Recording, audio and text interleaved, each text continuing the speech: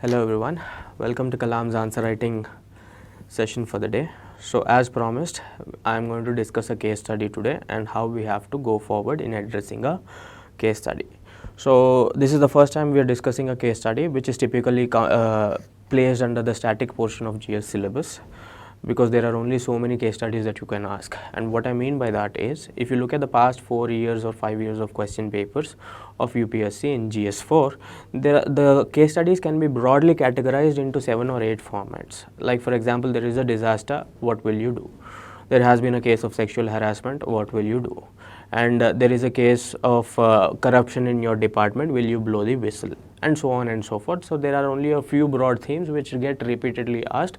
So the best thing to do is to first finish off all the case studies that have been given in the previous year questions, have a pattern in your mind, as to how you will be addressing the question if it gets repeated.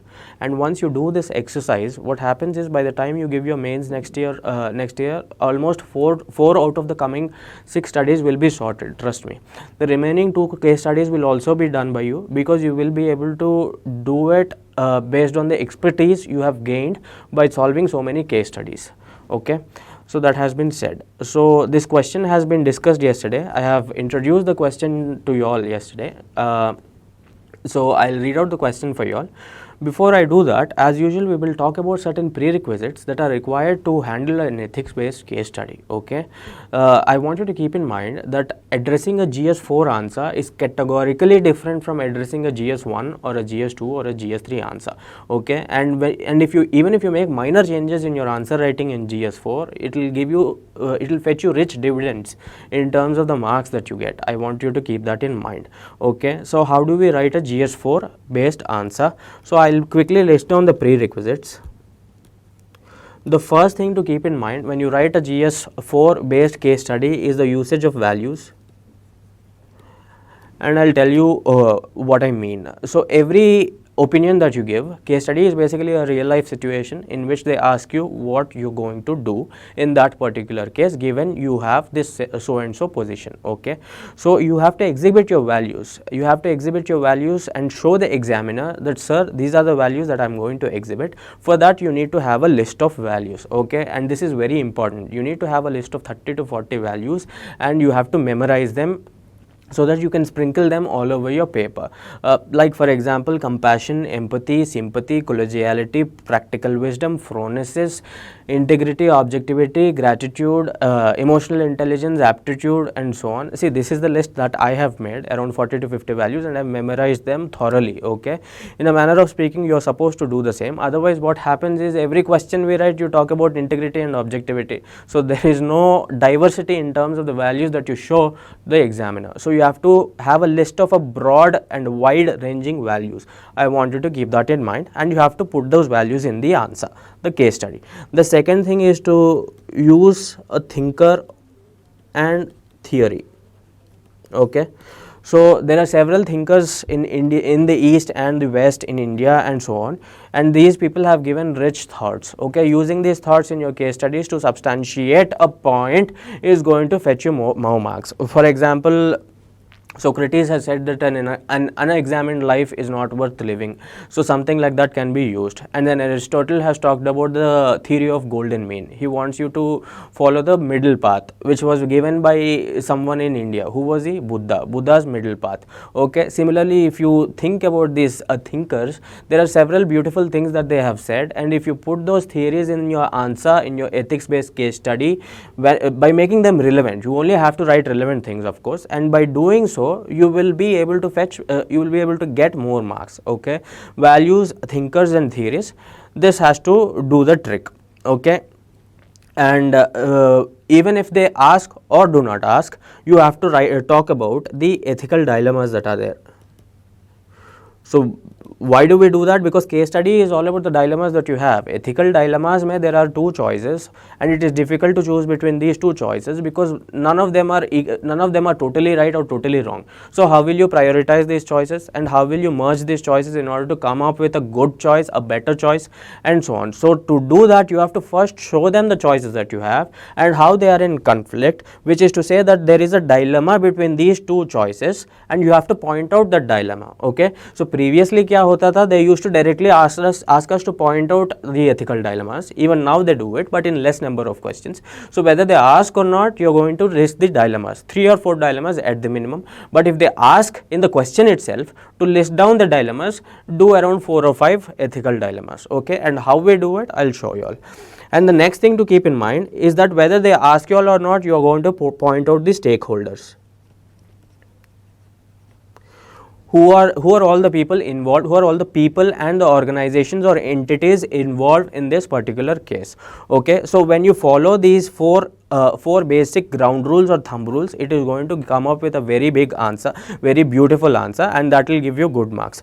So usually ethical dilemmas are asked, and sometimes stakeholders are asked, and even if they are not asked, I am asking you all to briefly address these two things. Okay, so we've seen what the prerequisites are to make our case study look like a proper ethics based answer, so that we can write an answer which is customized to the needs of an ethics paper. Okay, so I'll move forward to evolve a structure for this particular case study that I have discussed yesterday, and it's not a big thing. There is no rocket science involved in evolving a structure for an ethics based case study, simply because they directly ask you what you do, what you have to do. See, in such trying circumstances, what will be your response? This will be my first theme. Examine the qualities of a public servant which will be required to manage the situation. This will be the second thing. So it is very simple to evolve a structure for an ethics based answer. I want you all to know that. So in addition to this, what all we are going to add is basically going to enrich my answer. But if I am going to add any subheadings, I will only address them only briefly, just so to enrich my answer, but not so much that I will hurt the examiner. I don't want to spend so much time on these two aspects because they have not been directly asked in the question paper, and I want you all to notice that. Okay, so basically I will prioritize the subheadings, and whatever has been asked will be given higher priority, and more number of points will be given to that. So it's easy to evolve a structure for the case study, and but still we go for the introduction, body, and the conclusion. You don't have to spend too much time in the body because it has already been asked. So I'll directly talk about my response, and then I'll talk about the qualities required. But whether he asks or not, we said we are going to discuss briefly about the ethical dilemmas and the stakeholders. Okay, this takes less than 30 seconds. Stakeholders में क्या है, when you read the question itself, you can identify the homeless, deprived of food. These are basically victims, and then you are basically another stakeholder. Like this, it is easy to identify the stakeholders as and when we read the question itself. So this will take less than 30 seconds. It is not going to hurt you in terms of the time gap that you have. And listing the dilemmas is a bit tricky, but when you do it, it is going to make your case study look like an ethics based case study, because you will show the dilemmas that are there. There is personal cost, and then there is professionalism involved, personal cost versus professionalism. So when you use terms like that, your answer becomes quite customized to the needs of an ethics based answer. So we've done enough groundwork as to how to address an ethics based question. I'll read out the question for you all, and then we'll directly move forward and see how a sample ethics case study has been written. 250 words and 20 marks. Okay, sometimes a case studies also come for 25 marks, especially the last two case studies sometimes. Okay, so I'll read out the question for you all. I've already done that for you all. It is basically you're heading the following. It is basically saying that you're heading a rescue operations in an area affected by natural calamity, and this is such a real life situation in India because of so much of calamity prone areas in the country. We have 7,500 kilometers of coastline. Most of it is prone to cyclones, and then you have drought prone areas, you have earthquake prone areas because of the tectonicity that we have in the country, and so on. So basically calamities are a reality, an overwhelming reality which India faces. So this is a very real life situation. Thousands of people are rendered homeless and deprived of food. So these people are victims of the calamity, but these people are not getting the supplies or help from the state because the supply routes have been disrupted, as pointed out yesterday. The local people are seething with anger because they feel that they are being neglected by the state. They are totally angry, and in that particular scenario, I I am the head of the rescue operations and I am going there with my team. So there is a conflict, there is a slight friction between my people and the locals there, because they think that we are not giving them enough importance. So they assault one of my people and one of my team members is severely injured. Facing with this crisis, some team members plead with you to call off the operations, fearing threats to their life. In such trying circumstances, what will be your responsibilities? What will be your response? Okay, so basically what's happening is he has put you in a very difficult situation. He is saying that you are so and so person, you have a team under you, you are supposed to provide rescue relief to the people affected by a natural calamity, but what's happening is because those people, the victims, are angry, they have assaulted one of your people, and this has created a huge messy situation. How do you handle this situation? So there are only two questions that have been asked. What will be my response, and what are the qualities that I should have as a public servant in order to handle situations like that? Okay, so this is good. What is going to be the introduction? Some people directly start off by talking about the stakeholders, but we are putting it in the body. What I usually do is to talk about the context in which the case has been asked. For example, I usually point out that India is basically prone to so and so natural calamities, as pointed out by National Disaster Management Authority, and so on, and this case has been asked in that particular context. So basically I am trying to set some context to the case study that has been asked. So I am grounding the case study in the real life scenario. So I am being practical. I am showing the examiner that this is a very real life situation. It happens quite often, and look, this is how it happens. India is prone to so many calamities. So this case study is basically a very real life case study. Okay, and then that is one way to start the introduction. The second way is to start by the stakeholders, which I have already mentioned, and then in the end you conclude by giving a positivistic conclusion. In ethics case studies, you don't give 1 or 2 line conclusion, because it is supposed to be a paragraph, a chunk which represents something. It has to represent the thoughts which you have and which you want to tell the examiner. So your ethics case study ka conclusion has to be a bit rich. It has to be a bit rich in terms of the content it has, in terms of the opinions it has, and in terms of the thinkers or theories it encompasses. You have to keep that in mind. Okay, so we've evolved a basic structure for our answer, and this is our structure. There is an introduction, and then you have body, in which these two are basically going to be dealt briefly. These two are basically going to be dealt richly because they have been asked, and conclusion is mandatory. Okay, so we will see how this person has handled the case study. See, India, because of its location and lengthy coastline, is prone to several natural calamities like cyclones, droughts, earthquakes, storm surges, etc. The case can be seen in that context. Okay, so I think this is a good introduction, because he is trying to show how the case is relevant for India, how the case is relevant for the real India that we see now. Okay, so he is showing that there are cyclones, droughts, and earthquakes. In this context, the case is very relevant. Okay, then he pointed out what the stakeholders in the case are: victims of natural calamity, myself, head of the rescue operation, the rescue team are the basically people under me, and then the government as such. Okay, so he basically pointed out 4 stakeholders. Sometimes you can also talk about public at large, which is not relevant in this particular case, but usually you will say public at large.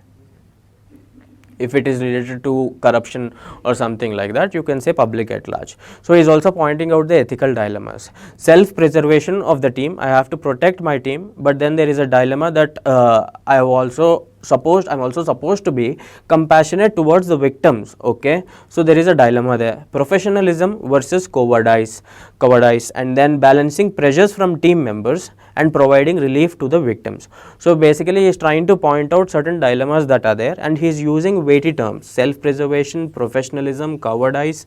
So basically he is using ethics based key terms, keywords, in order to enrich his answer. Okay, he could have directly jumped into the body of the answer, but he has taken one page to basically warm up the case and make the answer look like an ethics based answer. And this is a good bet, because in ethics case study you have 4 pages, and among these 4 pages, even if you spend 3/4 of a page or 1 page in order to warm up your answer, it is a good thing, and you're not doing it senselessly. You're talking about ethics based terms only. Okay, you're doing this in the interest of the case study only. Okay, And now we will move forward. See, he is talking about immediate response. This is a nice innovation. So probably he will also talk about a long term response. See, so when he is asking you to talk about a response, there are two kinds of responses. The first thing is you have to do some make do arrangement, some make do arrangement in order to handle the situation at hand. In addition to that, what are the changes that you are going to make in the system? How are you going to institutionalize the changes in order to have a long term impact? What are the long term responses that you are going to take? So he has done that. So that is basically very impressive. So let's see what his immediate response is. The first thing he is going to do is to take the severely injured team member and put him under medical supervision. Okay, so this is a good point. This will calm the fears in the other team members to an extent. Okay. What is the next thing he is going to do? Persuasion and appeal shall be made to remaining team members to continue their duty. Look at the keywords he is doing. He is basically sprinkling the values in his answer. So whatever point you write, make sure that you hold some kind of value in it. You hold some kind of value. Values are basically preferences. I've given a list of values to you so far: compassion, etc., etc. And these are the values for ethics. And these values should come in your ethics case study in every opinion you give, so that your overall answer looks like an ethical answer. So then he says that I will lead by example by being in the forefront of operations instead of exhibiting absentee landlordism. So instead of staying somewhere in my office and passing out directions, I will lead by example, and when I lead by example, my team members will be motivated, and then they will be able to take forward the rescue operations. Good. Media management to allay the fears of the public at large. So in order to pacify the fears of the people, because they are very angry, I am going to manage the media so that there is no violence that is flaring up. Okay, then I will liaison with other government departments and local NGOs to calm down anger of victims and speed up operations. Good. Prioritization of help given by giving more focus to women, children and elderly. This is a particularly good point, and I'll tell you why. He's basically democratizing his response. He's basically democratizing his response to include all the vulnerable sections of the society. Okay, and he's making the examiner see that he knows who has to be given more importance. Of course, all the victims need help, but among the victims, there are some of them who need more help because of their vulnerability. That is what he is pointing out. Good. Coordination with the police to prevent flare up of law and order issues. Okay, so these are good points, and he has written 7 good points, and that is very impressive. We will move forward. He says that you're going to take certain long-term measures as well. Record my experience. Whatever case you're going through, you can always record your experience, right? Once you record your experience, it is going to be used for future reference. If the same situation repeats, the person in that post will be able to take from your experience and then take forward the rescue operations at that particular time. Okay, this is a good point. And then you conduct mock drills and awareness campaigns to empower the citizenry, follow norms of NDMA 2005, Sendai framework for disaster mitigation shall be incorporated. So these are basically GS 3 points, and he has nicely pointed out in long term measures. And now I know that he knows about NDMA, he knows about the Sendai framework, which is a good thing. So he is basically densifying his answer simultaneously, and he is also pointing out the ethics based values that one has to incorporate when he handles a case like this. So I want you to keep that in mind. So far what has he done? He has basically pointed out what the stakeholders are, and then he moved forward and told me what the ethical dilemmas are, and then he told me what his overall response is going to be by bifurcating it into a long term response and a short term response. Good. Now he has to point out the qualities to be exhibited by a public servant. This is the place where you out and out write ethics based terms. Okay, so he is basically asking you to write the qualities. So you have to write a lot of values that are relevant for this particular case. Let's see what he does. Courage and bravery, okay, to continue operations despite of personal threats and threat to team members. Good. Emotional intelligence to handle personal and public emotions. This is a keyword. Practical wisdom to take measures which are rational and impactful. For example, media management. So this is basically a practical measure. He is trying to be street smart. Okay. Instead of practical wisdom, you could also talk about it as phronesis. Phronesis is basically a term coined out by Aristotle, and they both mean the same thing, but when you write phronesis, your answer is going to look rich. That richness is going to come when you write words like that. So you use words like that as far as possible and practicable. Okay, and then what else is he going to tell us? It is the duty of the state to protect those who cannot protect themselves. Nice. This is called the doctrine of parens patra. So this is a very important doctrine, by the way. This is usually something that we learn in GS2. Basically, when we have Supreme Court judgments regarding Jallikattu or transgenders, we have transgenders or other vulnerable places, vulnerable populace, you use this doctrine. This doctrine basically says that the state is responsible for the protection of those who cannot protect themselves. Such a beautiful doctrine, and he is using it in his GS4 in order to make it look like a rich thought, and he's very successful, I must tell you. The public servant must keep this duty in mind in order to handle the situation. Okay, good. Communitarianism, collegiality to coordinate various stakeholders like team members, NGOs, victims, etc. Collegiality is basically again coordination. It is basically team spirit and something like that. And then he moves forward and he says that compassion and empathy for the vulnerable sections is really important.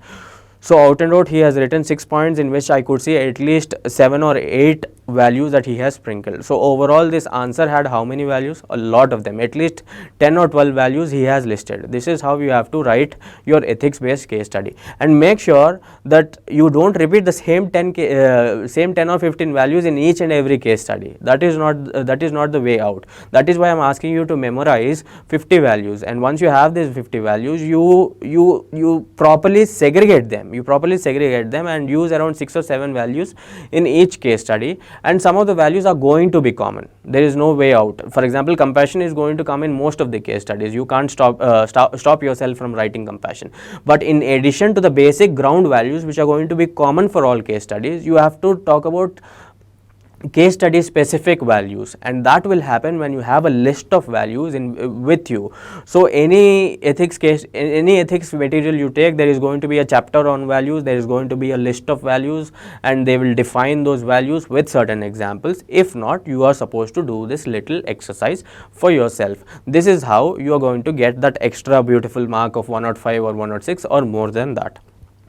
So overall the case study has been addressed really well. Let's see how he does the conclusion. Kautulya has said, okay, the moment I see, I know he's talking about a thinker. So he is probably talking about a theory.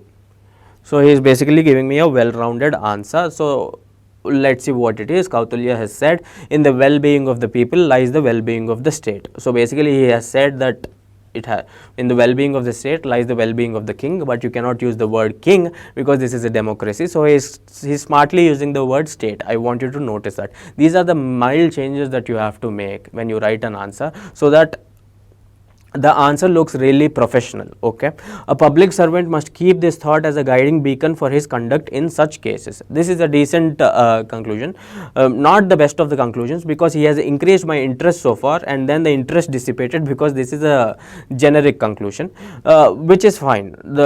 He has addressed the case study overall really well, and he has addressed all the parts of the case study. He has given us responses. In fact, he has given us twofold response, long term and short term, and he has listed out the qualities that are required for a public servant. He has given us stakeholders, ethical values, and he placed the whole case study in the context of a real life situation which says that India is prone to so and so disasters. There are so many calamities, and that is a reality. In this reality, in the context of this reality, we have to look at the case study that we are looking at. Okay, so I think the case study has been handled really well. So I hope this tells you this gives you some kind of intuition about writing an ethics case study based answer, and I want you all to notice how this is categorically different from writing a GS2 or a GS3 or a GS1 answer.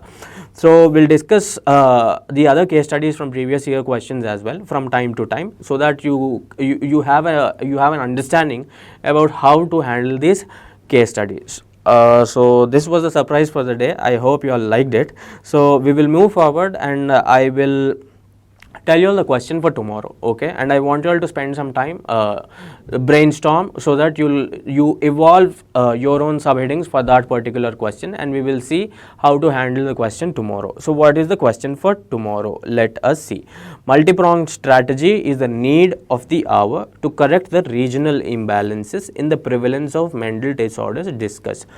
So this is basically a GS2 question, a governance based question. It is telling us that the mental disorders in the country, the response to mental disorders in the country is basically varied among different regions of the country. So basically we are supposed to democratize the response. So it's not, so we have to make sure that certain regions do not get more importance in terms of the steps we take to handle the mental disorders, while other regions get neglected. We have to basically give equal importance or proportionate importance to the regions. This is how you handle the regional imbalances in the prevalence of mental disorders in India. So how do we do it? How do we evolve the structure? And what is the introduction? What is the conclusion? We will see tomorrow. And in addition to that, we will evaluate a sample answer. Okay. Merry Christmas. Thank you.